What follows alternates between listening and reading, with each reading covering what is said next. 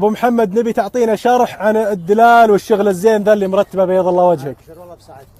اسلم. طبعا عندنا القهوه 6 انواع. 6 انواع قهوه. نعم 6 انواع، اللي هو هيل بالزعفران وهيل بالمسمار وهيل بالزنجبيل وهيل ساده وساده بدون بهار ومسمار ساده.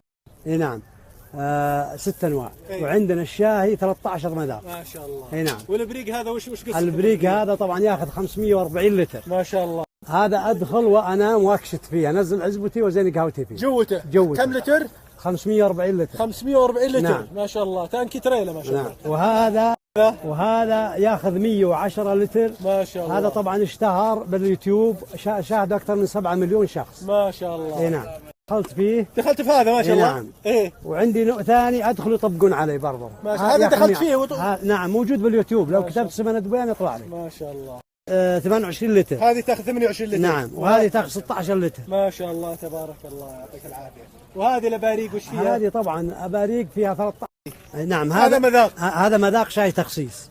ممتاز. نعم. وهذا شاي عادي بالحبق وعادي بالزنجبيل وعادي بالنعناع، وفي عادي مغربي حبق ومغربي نعناع. ما شاء الله تبارك الله. وحلو حامض حار يجيب البس من الرص ريوس. وهلا والله. نعم. أنا سمعت معلومة. أنا سمعت إن في دلال عندك انسامت ب 600,000 ولا بعتها. نعم اللي هي هذه دلال حصوية. هذه انسامت ب 600,000. نعم. هذه. نعم. الخمس. الله. ولا بعتها. ولا بعتها. الله يحفظها إن شاء الله ويملك بركتها. آمين. الله يجزاك. كم يا شيخ؟ هذه طبعا بغاديد كلها. هذه بغاديد. وهذا حمصي وتعتبر أجمل دلة عندي بنظري أنا طبعا هذه الحمصية. نعم. هذه برضه هذه بغاديد طبعا كلها تختلف أشكالها. وهذا رسلان أصفر ورسلان أبيض غطاء أصفر. ذا؟ شت. وش يعني ذا شت؟ هذا يحطون بالفناجيل يسمى معمرة ويسمى شت. اللي الحين صاروا التالين يجيبونه بسحاب. أيوة سحاب. نعم. هذا كانوا منوع على بعارين. يحطون مع البعارين. نعم. هذا كان يحطون. نعم. ما شاء الله تبارك الله. هذه طبعا حمصية، هذه دلال حمصية، وهذه تسمى نجراني وتسمى حجازي، وهذول حساويات الثنتين، وهذاك عثماني يمني. ما شاء الله. هذه من الدلال ايش؟ هذه طبعا انا اصلها مي بدله. الاصل هذا طبعا عباره عن اناء يسمى محلب.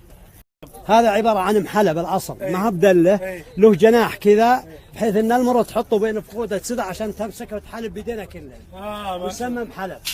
انا عدلت عليه وخليته دله، حطيت له غطاء وحطيت له مذلق وحطيت له يد. ولا محلب اول؟ محلب يصير دله للحليب. ممتاز. ياخذ 11 لتر. ما شاء الله.